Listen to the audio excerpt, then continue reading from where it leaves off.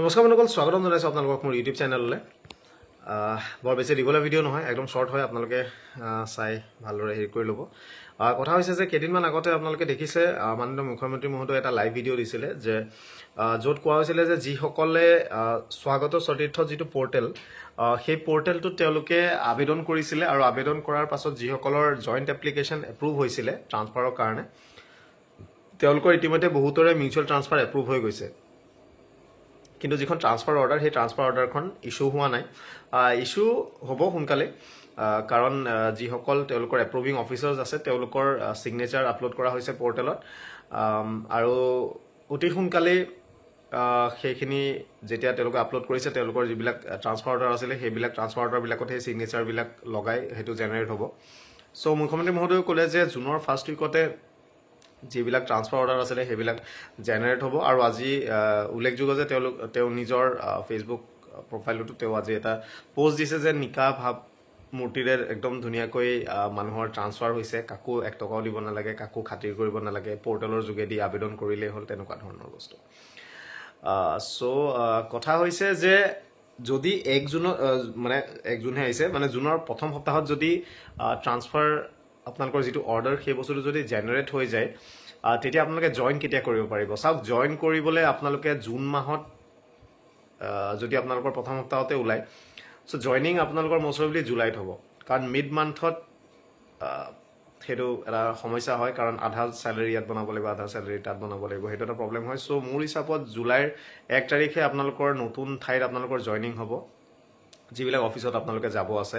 লগতে আপোনালোকৰ যেতিয়া ট্ৰান্সফাৰ অৰ্ডাৰ জেনেৰেট হ'ব তাৰপিছত আপোনালোকৰ ৰিলিজ কথা আহিব। কিন্তু এটা মোৰ বস্তু মনত আছে যে পূৰ্বতে বস্তুটো কোৱা হৈছিলে যে আপোনালোকৰ যদি ট্ৰান্সফাৰ অৰ্ডাৰ যদি যিটো জেনেৰেট হৈ যায়, সেইটো জেনেৰেট হোৱাৰ পিছত আপোনালোকে যিটো অফিচত আছে সেই অফিচৰ পৰা আপোনালোকৰ ছেপাৰেটকৈ আপোনালোকৰ কোনো ধৰণৰ বেলেগ মানে ৰিলিজ কৰিব নালাগে।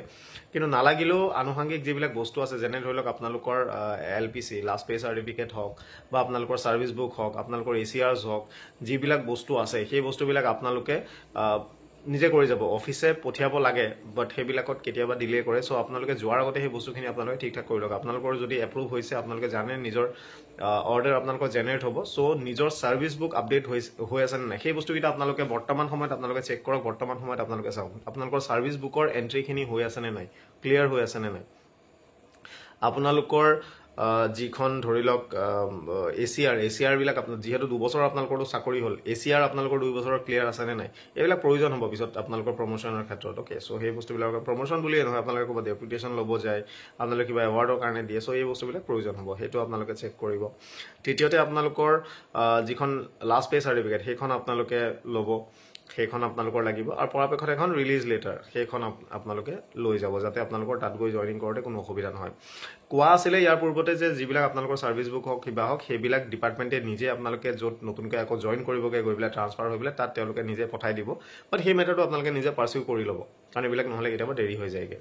চ' মূল কথা এইটোৱে যে মোৰ হিচাপত যদি ক'বলৈ যাওঁ, দেন আপোনালোকৰ 1 জুলাইত আপোনালোকে জইন কৰিবগৈ পাৰিব নিজৰ নতুন ঠাইত য'ত আপোনালোকৰ ট্ৰান্সফাৰ হৈছে। চ' আকৌ এটা শ্বৰ্ট ক্লিপ দেখাই দিছোঁ, তাৰপিছত বাকীটো কৈ আছোঁ। মই কৈছিলোঁ যে চৰকাৰী কাৰ্যালয়সমূহত কাম কৰা 3য় আৰু 4ৰ্থ বৰ্গৰ কৰ্মচাৰীসকলে পৰ্টেলৰ জৰিয়তে মিউচুৱেল ট্ৰান্সফাৰ কৰাৰ সুবিধা লাভ কৰিব। প্ৰায় 18,000 চৰকাৰী কৰ্মচাৰীয়ে আবেদন জনাইছিল, আৰু মেটছ অৰ্থাৎ কোনোবা আহিব লাগিব, কোনোবা যাব লাগিব, অৰ্থাৎ মেটছ মেকিং হ'ব লাগিব। আমি প্ৰায় 8,000 প্ৰাৰ্থীক মেটছ মেকিং কৰিব পাৰিলোঁ, অৰ্থাৎ অহা মানুহো আছে, সেই স্থানলৈ যোৱা মানুহো আছে।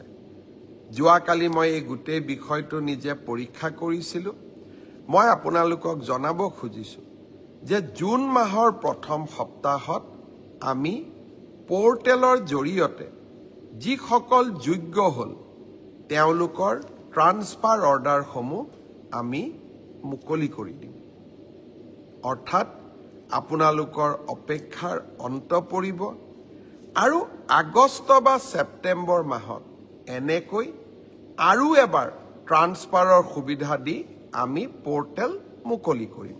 অৰ্থাৎ চৰকাৰী কৰ্মচাৰীসকলৰ লগত আমি থিয় হৈ থাকিম। চ' এইটো পুৰণা ভিডিঅ'টোৱে যিটো মুখ্যমন্ত্ৰী মহোদয়ে কৈছিলে।